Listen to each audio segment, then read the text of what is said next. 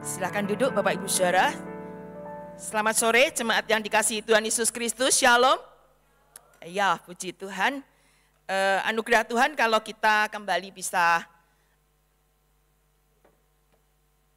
bertemu dalam ibadah ini baik secara onsite maupun online. Ya, marilah kita semakin giat melakukannya, semakin giat dalam pertemuan ibadah ini menjelang hari Tuhan yang makin mendekat. Amin.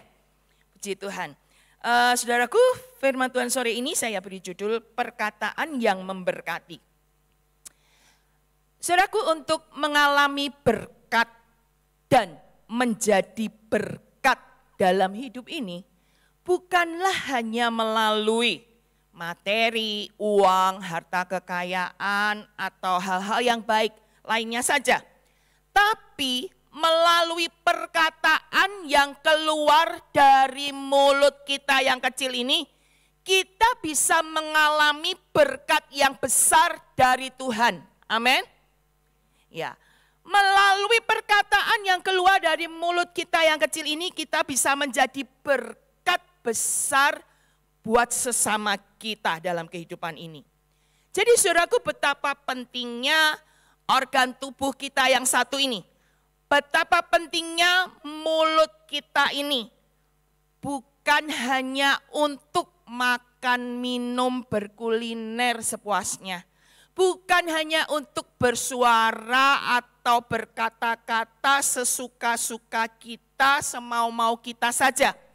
Tapi Tuhan mau pakai mulut kita ini untuk memberkati. Sekali lagi, Tuhan mau pakai mulut, bibir, lidah kita ini untuk memberkati. Memberkati siapa ya?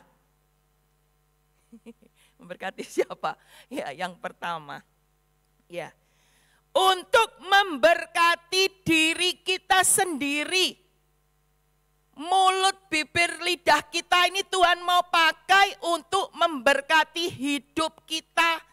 Hidup yang punya mulut ini mau diberkati Tuhan melalui ini, ya. Mulut, lidah, bibir kita ini seperti tombolnya, ya. Tuhan berkata di dalam Bilangan 14 ayat yang ke-28. Demi aku yang hidup, demikianlah firman Tuhan, bahwasanya seperti yang kamu katakan di hadapanku, demikianlah akan kulakukan kepadamu. Saudara, firman Tuhan ini menegaskan, Allah menegaskan kepada bangsa Israel bahwa Tuhan akan bertindak selaras dengan perkataan yang diucapkan di hadapan Tuhan. Jadi Tuhan memberi kewenangan kepada umatnya untuk menentukan sendiri apa yang dikehendaki, yang akan terjadi dalam hidupnya. Ya, kalau ngomong yang baik, Tuhan akan lakukan yang baik. Ya, dan sebaliknya. Hal ini juga yang dialami oleh bangsa Israel dari pemimpin sampai segenap umat. Ya, mereka mengalami kebenaran firman Tuhan ini. Ya, padahal ya, ada 12 pengintai yang sudah melakukan hal yang sama, melihat hal yang sama, tempat yang sama, tapi ada perkataan yang berbeda dari hasil laporan mereka. Yang 10 pengintai berkata bahwa kita tidak dapat maju menyerang bangsa itu karena mereka lebih kuat. Ya, mereka melihat orang-orang enak yang raksasa-raksasa itu, ya, mereka juga membawa kabar busuk. Ya, mereka berkata bahwa negeri itu penduduknya memakan orang, ya, raksasa-raksasa, dan kita ini seperti belalang. Di mana lewat kata-kata yang disampaikan oleh 10 pengintai ini membuat segenap umat, ya, firman Tuhan katakan segenap umat itu nyaring, menangis, ya, menangis dan bersungut-sungut. Saudaraku, untuk 10 orang yang membawa berita busuk, ya, yang menyatakan sebuah pernyataan yang tidak baik tentang negeri yang Tuhan janjikan kepada Israel untuk mereka diami. Apa yang akan mereka alami? Ya, firman Tuhan katakan bahwa orang-orang itu mati kena tulah di hadapan Tuhan. 10 pengintai ini yang membawa berita buruk, ya, tentang kondisi yang ada dari negeri yang mereka intai.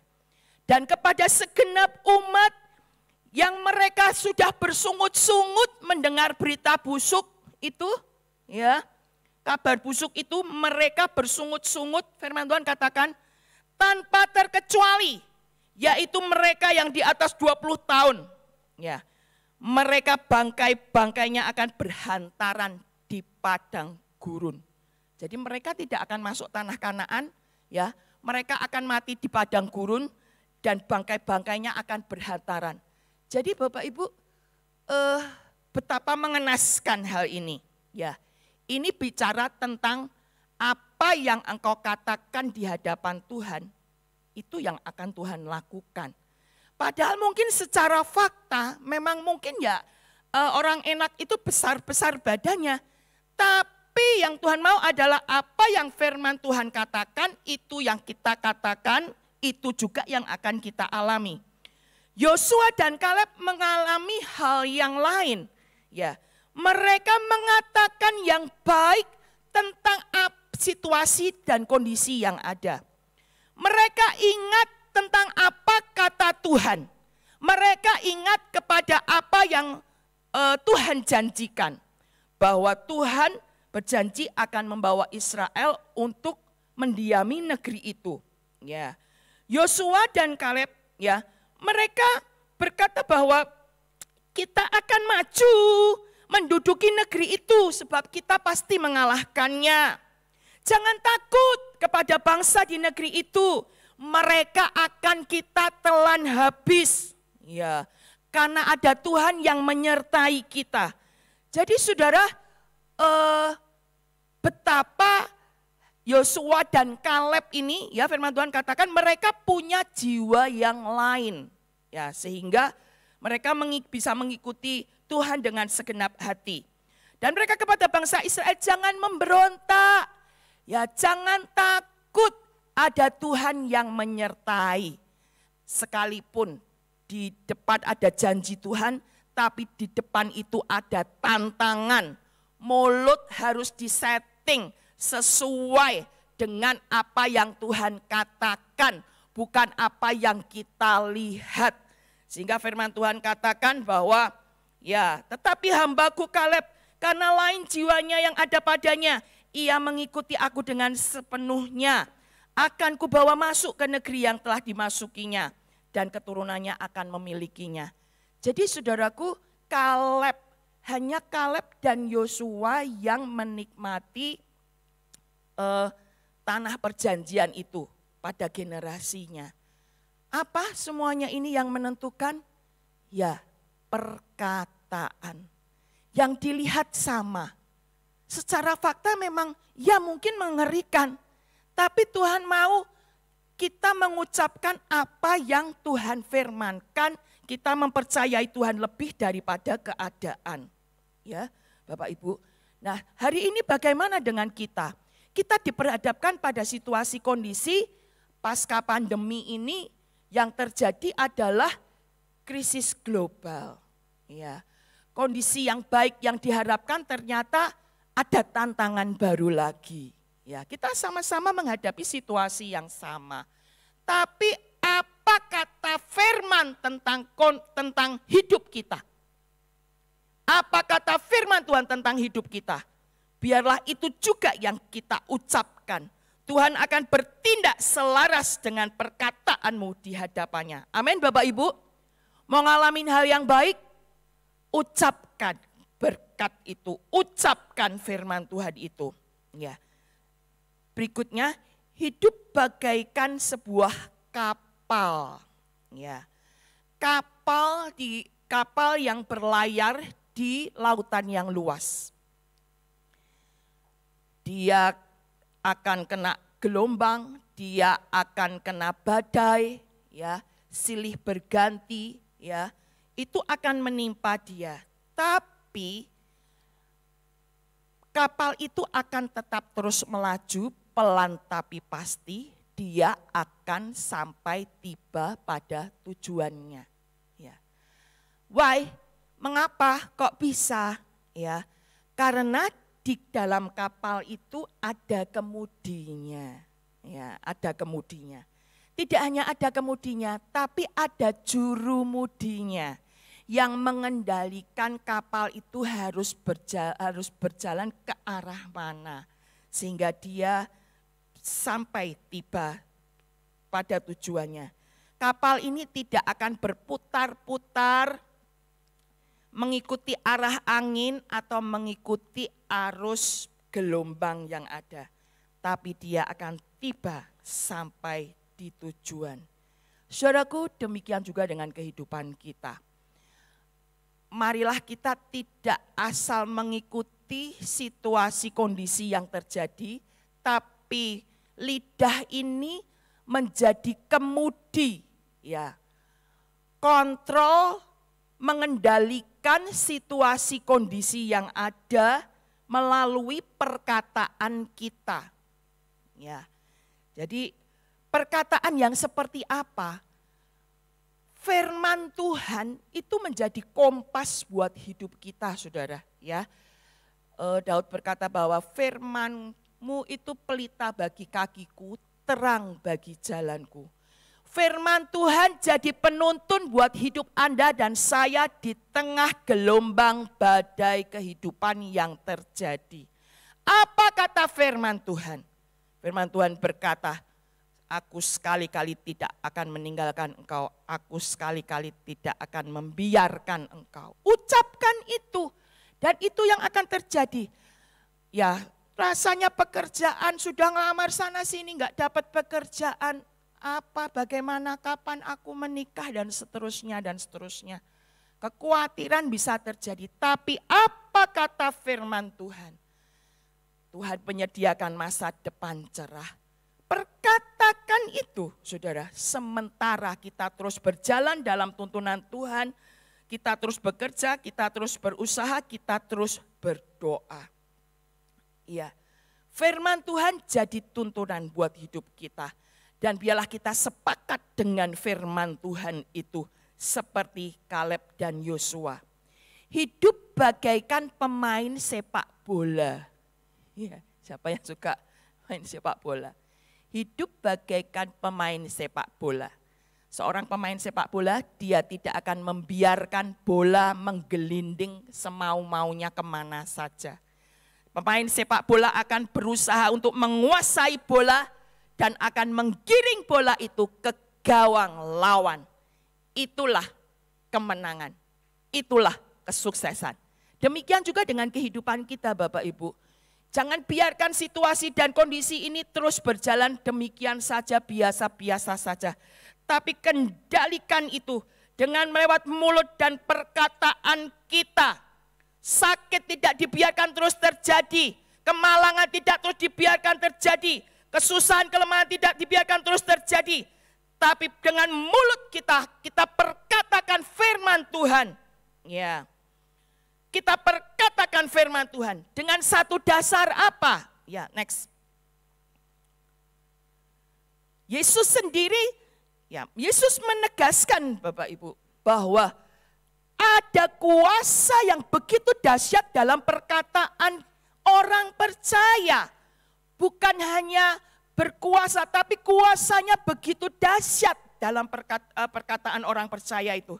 Yesus sendiri, dia menyatakan, dia berkata, aku berkata kepadamu, sesungguhnya barang siapa berkata, barang siapa, ini berarti siapa saja yang berkata kepada gunung ini beranjaklah dan tercampaklah ke dalam laut, asal tidak bimbang hatinya, tetapi percaya bahwa apa yang dikatakannya itu akan terjadi, maka hal itu akan terjadi baginya.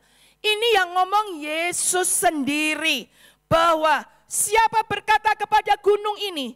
Saya merenungkan kenapa Tuhan berkata tentang gunung. Gunung bicara sesuatu yang amat besar. Sesuatu yang fix. Ya, sesuatu yang begitu kuat. Ya, yang besar. Tapi dengan berkata kepada gunung itu, beranjaklah dan tercampaklah ke dalam laut. Asal tidak bimbang hatinya, tetapi percaya.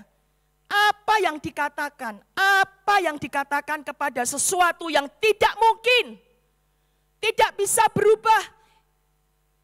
Yesus menjelaskan gunung itu tidak bergeser, tapi tercampak, beranjak. Bukan ke tempat lain, tapi ke dalam laut. Dari gunung ke laut itu kan satu medan yang satu jarak yang jauh. Tapi Tuhan berkata, kalau engkau percaya, apa yang kau katakan itu terjadi, maka hal itu akan terjadi. Jadi betapa dalamnya apa yang Yesus nyatakan itu kepada orang percaya, diberi kuasa dan otoritas yang begitu besar atas perkataannya. Ya, apa yang dikatakan oleh mulutnya. Pernah terjadi mujizat kan, ya saudara, gunung Mukatam itu bisa berpindah. Ya, karena berdasar pada ayat kebenaran firman Tuhan ini. Jadi Bapak Ibu Saudara, betapa kuasa perkataan itu luar biasa. Mari kita mengalaminya, mari kita mengalami berkat ya buat hidup kita, buat pernikahan kita, buat kesehatan kita, buat bisnis kita, buat pelayanan kita melalui perkataan kita ini. Berikutnya ya, dengan satu prinsip, hati percaya, mulut mengaku. Hati percaya, mulut mengaku. Ucapkan bersama, 2, 3. Hati percaya, mulut mengaku. Jadi ngomong gak asal ngomong saudara. Tapi ngomong, bicara karena hati percaya. Percaya tidak asal percaya, tapi percaya ada dasarnya. Apa itu? Firman Tuhan. Ya.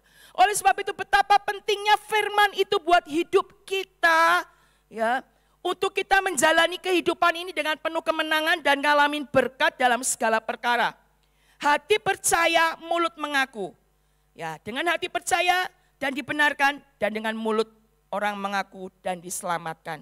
Jadi Bapak Ibu, mari kita membangun kebiasaan yang sangat akan memberkati kita dengan cara mengaktifkan mulut kita ini untuk memperkatakan firman Tuhan tentang diri Anda, tentang hidup Anda, tentang pergumulan Anda. Ya, ada gunung sakit penyakit, ada gunung masalah, dan katakan itu kepada iblis yang sering meneror kita, ya, sering menuduh kita, lawan dia. Ya, berikutnya, wanita yang sakit pendarahan 12 tahun ini, dia mengalami berkat. Dia diberkati dengan perkataannya sendiri. Iya, saudara. 12 tahun firman Tuhan menjelaskan bahwa dia sudah berobat ya sampai habis hartanya, tapi dia belum juga sembuh. Iya.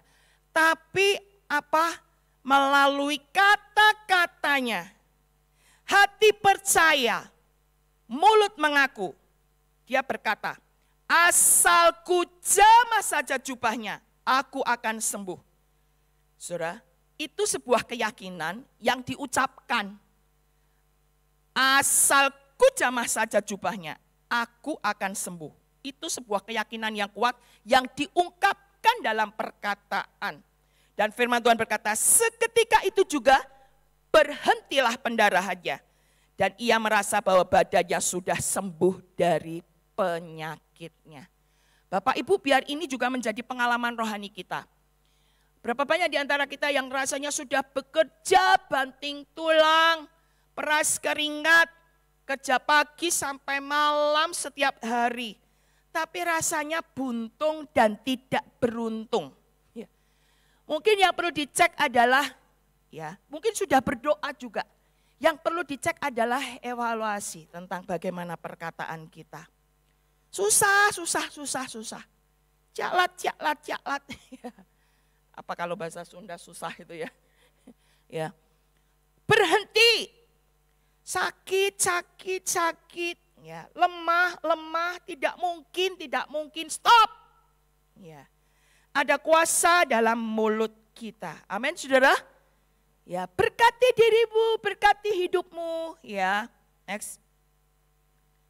Ya, T.L. Osborne berkata bahwa kalau Anda sakit, ya, ini ada 3 pertanyaan yang bagus. Apa gejala penyakitmu? Ya, pusing, sakit perut, sakit jantung, atau sakit yang lain.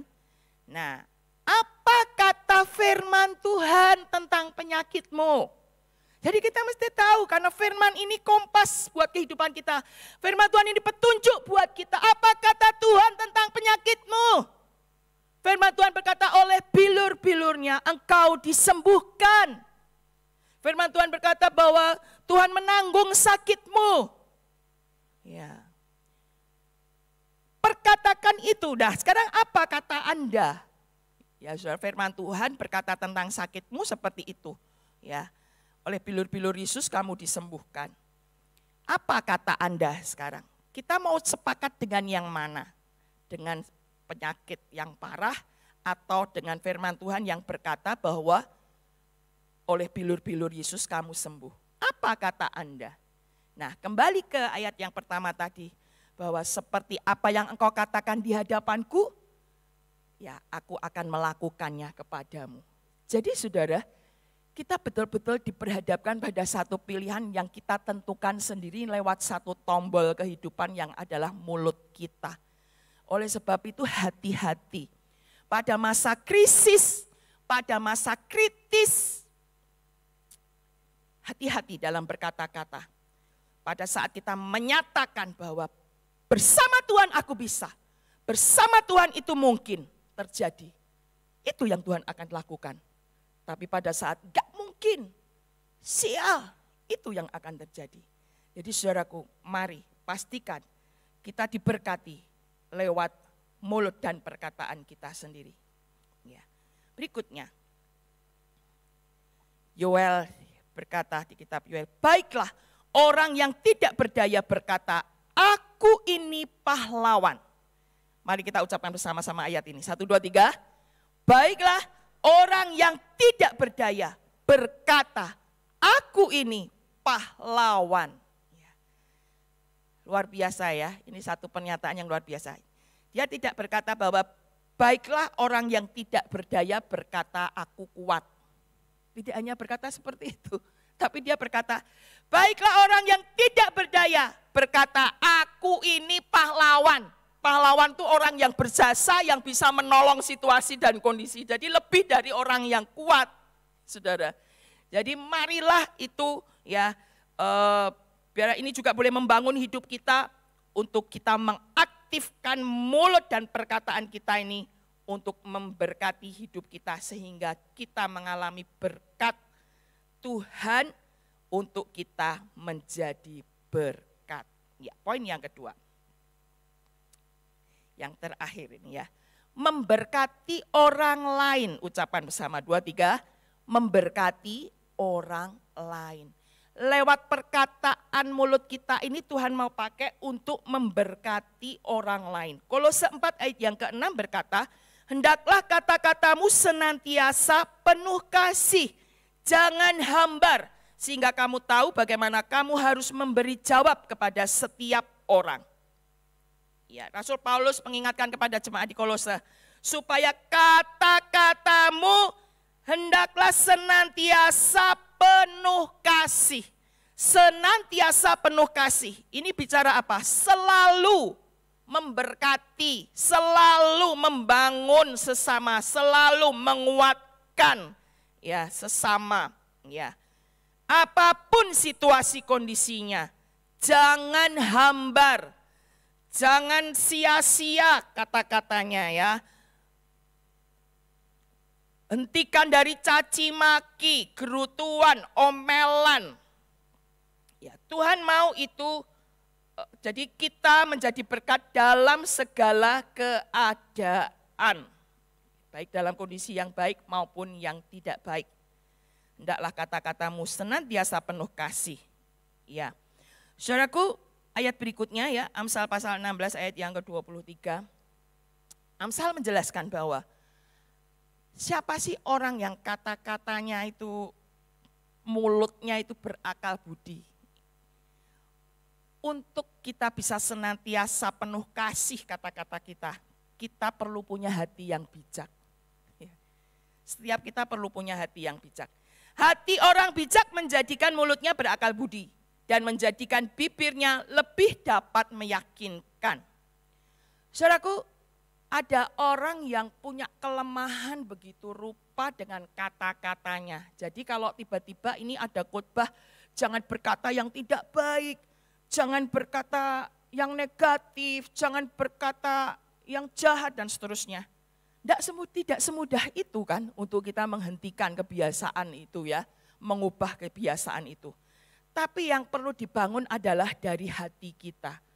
Ya, kita perlu punya hati yang bijak, hati yang bersih dari kebencian, hati yang bersih dari kepahitan, kemarahan, kekecewaan, hati yang dipenuhi dengan firman Tuhan, hati yang taat dan setia, hati yang mau takut akan Tuhan. Roh Kudus perlu menolong kita, saudara, untuk memberesi hati kita ini. Supaya apa? Karena apa yang keluar dari mulut, keluar dari hati. Saudara, supaya apa yang Tuhan firmankan, porsi yang Tuhan sudah sediakan buat hidup kita, betul-betul kita alami. Ya. Beresin hati kita. Nanti kita mau ambil waktu untuk sama-sama kita datang sama Tuhan. Ya. Kalau ada dosa, ada kejahatan, ada kebencian, datang sama Tuhan, minta ampun sama Tuhan, minta Tuhan menjamah hatimu. Minta Tuhan memulihkan hatimu. Minta Tuhan menolong engkau untuk bisa mengampuni. Ya. Minta Roh Kudus untuk menolong engkau mencintai firman Tuhan, membaca, merenungkan, memperkatakan firman, melakukan firman. Kesulitan-kesulitan dalam mentaati firman, minta tolong kepada Tuhan Roh Kudus untuk menolong kita. Perkataan yang menyenangkan adalah seperti sarang madu, manis bagi hati, nyes ya, dan obat bagi tulang-tulang. Perkataan yang menyenangkan itu jadi obat penyemangat, membangun dan memberkati orang lain. Suami, istri, anak-anak, bawahan Anda, atasan Anda, mertua Anda, ya. Tuhan mau memakai kita untuk memberkati mereka. Ada sebuah kisah, saudara ya. Jadi di masa kecilnya Thomas Alva Edison itu, dia kan dianggap sebagai siswa yang tidak mampu. Jadi waktu sekolah itu nilainya jelek terus dan gurunya sekolah itu sudah angkat tangan, sudah rasanya udah nggak mampu lagi untuk mendidik anak ini. Dia dinilai sangat bodoh begitu ya. Dan suatu hari si pihak sekolah membuat sebuah surat kepada ibunya dan si Thomas ini disuruh menyampaikan kepada ibunya. Dan waktu ibunya menerima surat itu dan membacanya, ibunya sempat menangis dan kaget begitu ya.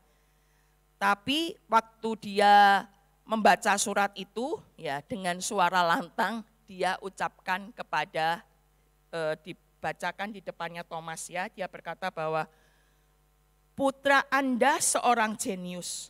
Sekolah ini terlalu kecil untuk menampung anak Anda. Nah, itu yang diucapkan oleh mamahnya, si ibu Nancy Elliot di depan Thomas. Dan kemudian anak ini memang dikeluarkan dari sekolah dan ibunya mendidik dia sendiri. Dan terbukti dengan ibunya mendidik ya ternyata dia itu orang yang suka bereksperimen dan gigih begitu ya. Di masa belasan tahun dia sudah punya laboratorium pribadi ya. Dan berkembang dan terus berkembang. Dan usia 32 tahun si Thomas ini berhasil menemukan bolam bola lampu pijar yang membuat dunia itu menjadi terang begitu ya. Tapi setelah itu, setelah mamahnya meninggal, kemudian dia menemukan sebuah surat yang sudah lama begitu ya, dan dia buka, saudara, surat itu dia baca dan dia kaget karena apa?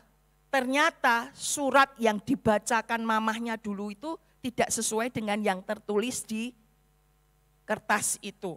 Ya, kertasnya itu tulisannya, ya bisa ditayangkan ya, putra Anda anak yang bodoh, kami tidak mengizinkan anak Anda bersekolah lagi. Jadi waktu itu si Thomas menemukan surat itu, dia menangis sampai berjam-jam gitu ya, dituliskan di sebuah cerita. Dia sampai menangis dengan berjam-jam dan dia berkata, dia menulis dalam buku hariannya bahwa saya Thomas Alva Edison adalah seorang anak yang bodoh yang karena seorang ibu yang luar biasa mampu menjadi seorang yang jenius pada abad kehidupannya. Jadi saudara, si Thomas ini tetap si Thomas yang bodoh mungkin secara fakta pada saat itu karena dia mengalami disleksia, orang yang mengalami sulit dalam belajar ya. Kata-kata tulisan yang tidak baik di kertas surat sekolah itu, tapi mamahnya itu mengucapkan kata-kata yang positif. Suratnya berkata anakmu itu bodoh, gak usah sekolah lagi gitu ya. Tapi dia berkata kepada anaknya ya, dia berkata bahwa nak, kamu anak yang jenius, sekolah belum punya guru yang mampu untuk mendidik kamu. Jadi saudara, tapi dari perkataan itu, ini menjadi sebuah titik balik dalam kehidupan seorang Thomas. Dan terbukti bahwa Thomas, ya dia menemukan banyak peralatan begitu rupa, dia punya ribuan hak paten, ya dia menjadi penemu yang unggul di kelas dunia. Saudara, semua berangkat dari perkataan. Saudara, kalau hari ini kita diperhadapkan kepada anak, suami, istri, saudara, situasi kondisi yang lemah, katakan kata-kata berkat itu untuk mereka. Ya, dan biarlah Tuhan memberkati itu. Berikutnya, bagaimana kalau kita terhadap yang jahat? Firman Tuhan berkata di dalam 1 Petrus 3, dan janganlah membalas kejahatan dengan kejahatan atau caci maki dengan caci maki. Tetapi sebaliknya hendaklah kamu memberkati, karena untuk itulah kamu dipanggil, yaitu untuk memperoleh berkat. Tuhan tetap mau lewat mulut kita ini bukan caci maki balas dengan caci maki, jahat balas jahat, no. Ya. Tapi sebaliknya, Tuhan mau hendaklah kamu memberkati. Tuhan mau hidup kita memberkati. Tidak hanya melalui dompet kita, tangan kita atau bantuan kita, tapi lewat mulut perkataan yang penuh kuasa ini kita juga memberkati orang lain. Firman Tuhan katakan bahwa karena untuk itulah engkau dipanggil, yaitu untuk memperoleh berkat. Saudara, ayat ini luar biasa. Kalau ada yang jahat dan yang mencaci maki, jangan dibalas. Tapi berkatilah dia. Berkati dulu. Berkati dengan perkataan kita. Berkati dengan tindakan kita. Berkati dengan perbuatan kita. Karena memang untuk itulah kita dipanggil oleh Tuhan untuk memberkati. Tapi ujung dari ayat ini berkata, yaitu karena untuk itulah kamu dipanggil, yaitu untuk memperoleh berkat. Sementara kita memberkati orang yang mencaci kita, sementara kita memberkati orang yang jahat kepada kita, yang kasar, yang memfitnah dan seterusnya. Sementara kita memberkati mereka, ya ujungnya adalah untuk memperoleh berkat. Jadi perkataan itu seperti benih yang ditabur, yang nantinya kita akan menuai sendiri. Kita akan mengalami berkat dari apa yang kita tabur lewat perkataan kita. Berikutnya firman Tuhan katakan, siapa yang mau mencintai hidup dan mau melihat hari-hari baik, ia harus menjaga lidahnya terhadap yang jahat dan bibirnya terhadap ucapan-ucapan yang menipu. Ia harus menjauhi yang jahat dan melakukan yang baik. Ia harus mencari perdamaian dan berusaha mendapatkannya. Saudaraku, ada satu tanggung jawab buat kita sebagai orang percaya. Tidak hanya menjaga mulut dan lidah bibir kita, ya, dari yang jahat, dari yang menipu. Tapi kita harus melakukan yang baik dan harus mencari perdamaian dan berusaha untuk mendapatkannya. Jadi dengan kata lain, orang percaya, orang benar, gak punya musuh. Karena selalu hidup berdamai. Ya, di dalam keluarga, di keluarga besar, di bisnis, di pelayanan. Ya, Bapak Ibu, kita perlu kasih karunia Tuhan untuk kita menjalani kehidupan yang memuliakan Tuhan ini. Ya, Yusuf sendiri sudah membuktikan itu. Ya, sementara saudara-saudaranya datang, dia berkata bahwa itu papa udah pesen loh, ya kamu harus ngampuni walaupun kita ini sudah berdosa kepada kamu. Kami datang kepadamu untuk menjadi budakmu. Mereka datang itu kepada Yusuf. Tapi Yusuf itu mempunyai jawaban yang penuh kasih. Dia memberkati yang jahat.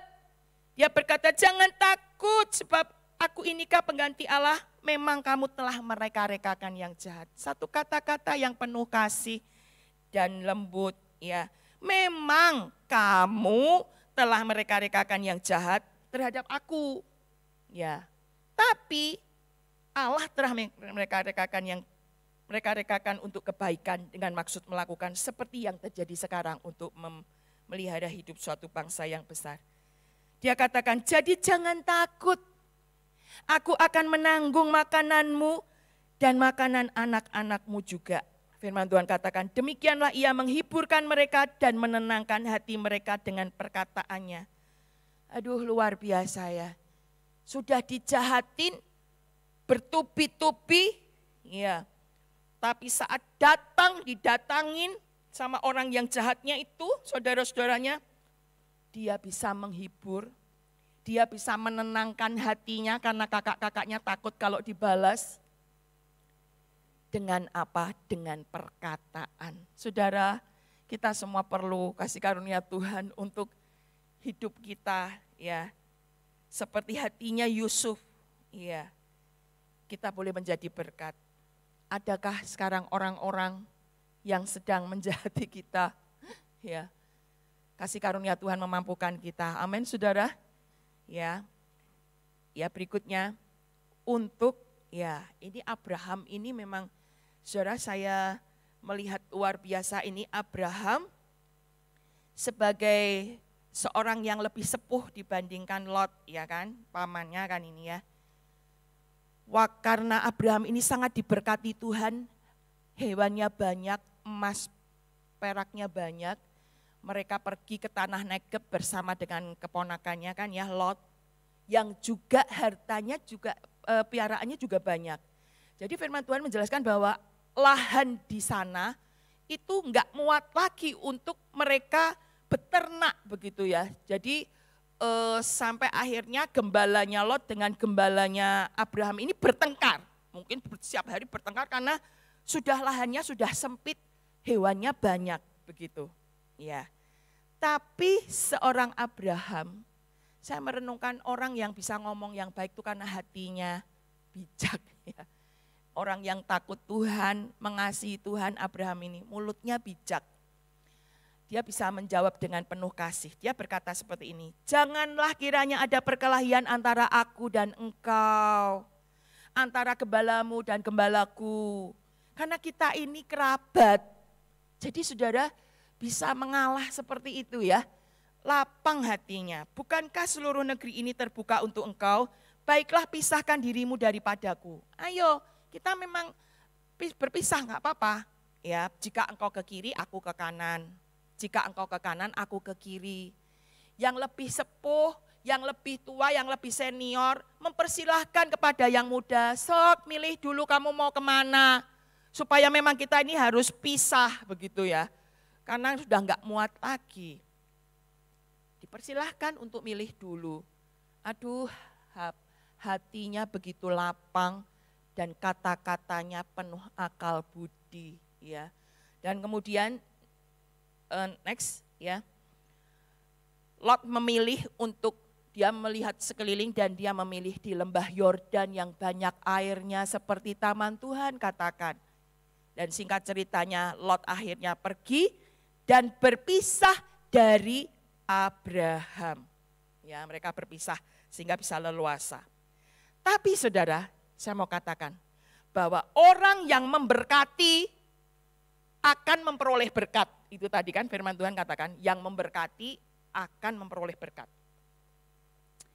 Firman Tuhan katakan di dalam Kejadian 13 ayat 14, setelah Lot berpisah dari Abraham, Tuhan berfirman, ini sudah berpisah, kemudian ada firman Tuhan datang kepada Abraham. Firman Tuhan berkata, pandang sekelilingmu dan lihatlah dari tempat engkau berdiri itu ke timur, barat, utara, selatan. Tuhan berkata, pandang, Abraham pandang itu, ya, timur, barat, utara, selatan. Sebab seluruh negeri yang kau lihat, ya, akan kuberikan kepadamu dan kepada keturunanmu untuk selama-lamanya. Jadi setelah ngalah ini tadi ya, tidak mau bertengkar, mencari perdamaian dan berusaha untuk mendapatkan perdamaian. Itu berharga di hadapan Tuhan, saudara. Tuhan akan membalaskan itu. Ya. Dan firman Tuhan katakan, aku akan menjadikan keturunanmu seperti debu tanah banyaknya. Bersiaplah, jalanilah negeri itu, sebab kepadamulah akan kuberikan negeri ini. Saudaraku, Tuhan akan membalas. Jadi Tuhan akan membalas dengan kebaikan buat hidup kita. Jangan membalas kejahatan dengan kejahatan. Carilah perdamaian dan berusahalah untuk mendapatkannya. Dengan apa, saudara? Melalui mulut dan perkataan kita, disertai dengan tindakan kita yang selaras. Perkataan yang memberkati hidup kita dan hidup sesama kita. Amin untuk firman Tuhan.